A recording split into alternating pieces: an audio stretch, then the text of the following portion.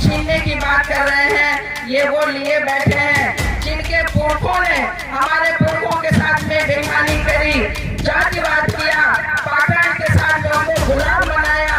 उन्हीं के लोगों के हाथ में संविधान है। बैंगलोर के जैन यूनिवर्सिटी में कुछ ऐसे भ्रमित बच्चे स्टूडेंट जिन्होंने मंचन किया, डॉक्टर अम्बेडकर का अपमान करने का प्रयास किया, बहुजन समाज का अपमान किया।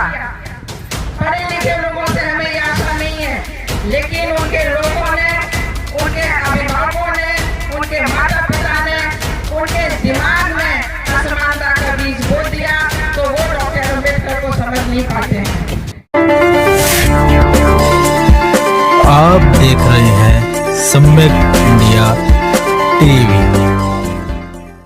हम लोग ये क्यों कार्यक्रम कर रहे हैं, क्यों गांव-गांव जा रहे हैं, ये एक सोचने वाली बात है। हमारा जो बहुजन समाज है, इतनी विशाल इसकी संख्या है पूरे देश में, प्रदेशों में, लेकिन आज भी संविधान के होते हुए संविधान समानता की बात करता है, लेकिन आज भी हमारे युवाओं को मूछ नहीं रखने देते हैं, सर पे टोपी नहीं रखने देते हैं, क्लास में बराबर नहीं बैठने दे रहे हैं। आज भी हमारी बहन बेटियों के साथ पाखंड के नाम पर उनको गांव में बिना वस्त्र के घुमाया जा रहा है। क्या आपको मालूम है कि बारिश नहीं होती है, या इस तरह के तमाम ऐसा पाखंड अंधविश्वास, तो हमारी महिलाएं उनको मिलती हैं, न जाने उनको किस किस नामों से संबोधित करके उनका अपमान किया जाता है। आज भी हमारे देश में जब हमारा बहुजन समाज, हमारी बहनें बेटियां जो गांव देहातों में रहती हैं, दूसरों के खेतों में जाके मजदूरी करती हैं जीविका चलाने के लिए, या हमारे युवा जाते हैं या बुजुर्ग जाते हैं, तो उनका कितना अपमान किया जाता है।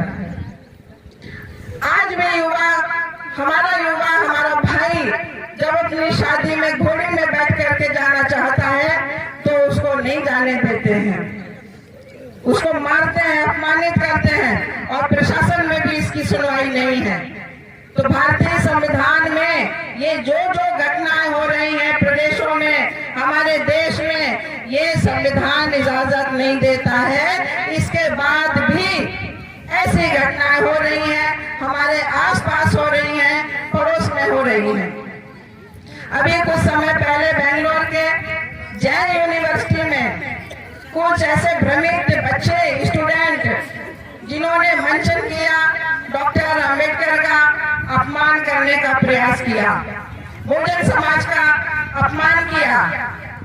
पढ़े लिखे लोगों से हमें ये आशा नहीं है, लेकिन उनके लोगों ने, उनके अभिभावकों ने, उनके माता पिता ने उनके दिमाग में असमानता का बीज बो दिया, तो वो डॉक्टर अम्बेडकर को समझ नहीं पाते हैं।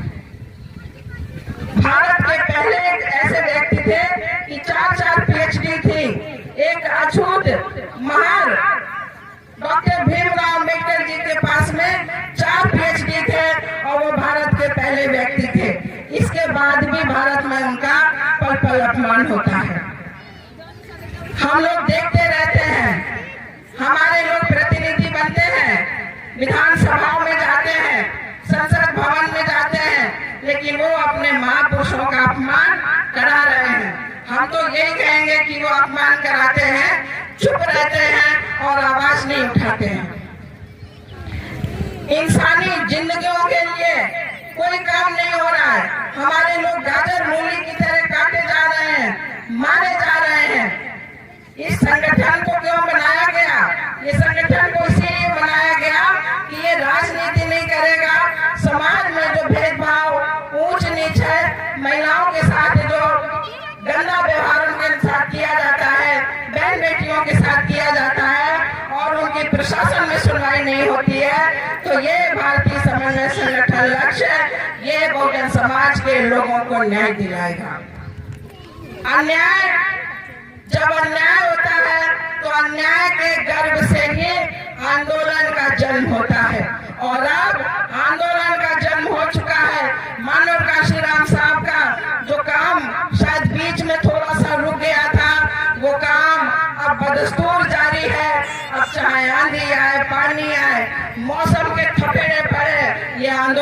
रखने वाला नहीं है। बहुजन समाज को जहाँ उसकी जगह है वो जगह लक्ष्य संगठन पहुंचा के रहेगा, ये उसने ठाना हुआ है।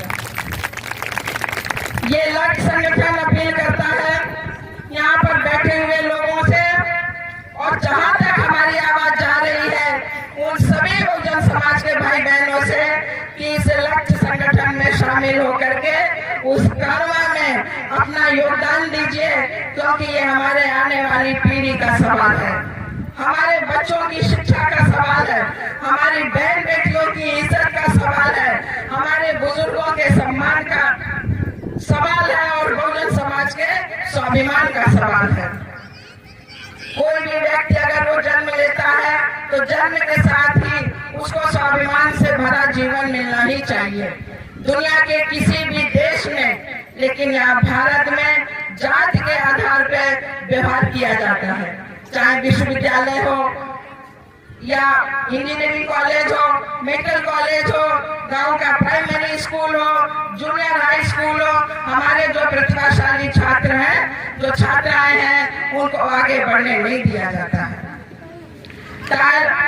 पायल तन्वी जैसी बेटी हमारे समाज की, आदिवासी समाज की जो डॉक्टर होती है, उसको इतना मानसिक रूप से प्रताड़ित करते हैं कि वो बेचारी आत्महत्या करती है। और संविधान कहता है कि प्रत्येक व्यक्ति को रोटी से भी ज्यादा शिक्षा की जरूरत है। हर व्यक्ति को, हर बच्चे को पढ़ना चाहिए। शिक्षा व्यक्ति को परिष्कृत करती है, उसका मानसिक विकास करती है। अगर हर घर का बच्चा पढ़ जाए, हर बेटी पढ़ जाए, तो कितने डॉक्टर, कितने इंजीनियर, कितने अधिकारी, कितने वैज्ञानिक निकलेंगे। और जब पूरा देश पढ़ लिख जाएगा, शिक्षित हो जाएगा, तो हमारा देश दुनिया के देशों में जो विकासशील देश है उनकी मुख्य धारा में शामिल होकर के वो दोबारा विश्व गुरु बनेगा। तो बहुत जरूरी है कि बहुजन समाज हमारा सामाजिक रूप से संगठित हो। अगर वो संगठित होगा तो इन्हीं क्रूर सरकारों से, इन्हीं निरंकुश हुकूमत से हम अपने बच्चों के अधिकारों को छीन लेंगे। और ये जो हम छीनने की बात कर रहे हैं, ये वो लिए बैठे हैं जिनके पुरखों ने हमारे पुरखों के साथ में बेईमानी करी, जातिवाद किया, पाखंड के साथ में उनको गुलाम बनाया। उन्हीं के लोगों के हाथ में संविधान है, ये पवित्र किताब है, उनका कोई हक नहीं बनता इस पवित्र किताब को हाथ भी लगाए। लेकिन ये बेबसी है, ये लाचारी है कि वो हमारी छाती पे चढ़ करके मुंह गलने का काम कर रहे हैं। हमें उनसे ये संविधान छीनना होगा, हमें हमारा बहुजन समाज को हुक्मरान बनाना होगा, जैसा कि माननीय काशीराम साहब कहा करते थे। और इसी तरीके से हम लोग आने वाले टाइम में आप लोग भी चर्चा कीजिए और गांव-गांव में हम लोग ऐसे पंडाल लगाएंगे, ऐसी मीटिंग करेंगे। बल्कि हम तो ये कहते हैं 20-30 गाँव को इकट्ठा करके महापुरुषों के नाम पर हम बड़े बड़े सम्मेलन करेंगे। और जब इन सम्मेलनों में हमारा बहुजन समाज जब वो सैलाब बन करके आएगा, तो आसपास के जो दबंग जाति के लोग, गुंडे बदमाश हैं, उनको वो डरेंगे, वो कांपेंगे और वो समझेंगे कि ये एक हो गए हैं, हम इनके साथ में जुल्म और अत्याचार अब नहीं कर सकते हैं। तो चूंकि हमारी और भी बहनें हैं और मेन हम तो सर को सुनेंगे, और भी हमारे कुछ युवा लक्ष्य कमांडर हैं जो अपनी बात को रखेंगे। और यहाँ पर जो उपस्थित हमारी बहनें बैठी हुई हैं, अगर उनके मन में कोई बात आ रही है, कोई भाव ऐसा पैदा हो रहा है जो वो कहना चाहती हैं, अपने दुख दर्द को कहना चाहती हैं, तो बेशक इस मंच पर आकर के अपनी बात को कहें। आपने हमको सुना, इसके लिए बहुत बहुत आभार मैं व्यक्त करती हूँ। इसके साथ मैं अपनी वाणी को विराम देती हूँ। जय भीम, जय भारत, जय संविधान।